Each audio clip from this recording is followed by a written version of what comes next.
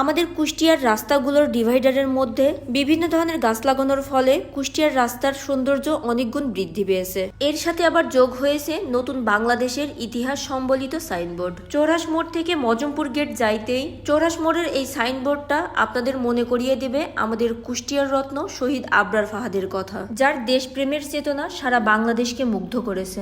এখান থেকে একটু আগাইলেই শহীদ আবরার ফাহাদ স্টেডিয়ামের সামনে পড়বে 24-এর স্বাধীনতা আন্দোলনের সাইনবোর্ড। এরপরের সাইনবোর্ডটি উপস্থাপন করছে 24-এর আন্দোলনের সেই হেলিকপ্টারের করুণ ইতিহাস। এরপরের সাইনবোর্ডটি থাকছে সেই ঐতিহাসিক 36শে জুলাই। ফেলানীদের যাতে আমরা ভুলে না যাই এজন্য তাকেও এখানে তুলে ধরা হয়েছে। এটার কথা আমি আর কি বলবো, আপনারাই বলে যান।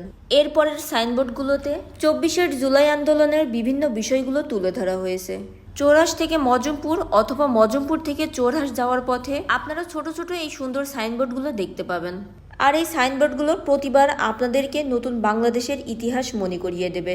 তাই এই দিক দিয়ে যাওয়ার সময় রাস্তার ডিভাইডারের দিকে নজর রাখবেন। এতে করে রাস্তার সৌন্দর্য উপভোগ করতে পারবেন এবং ইতিহাসগুলো বারবার মনে করতে পারবেন।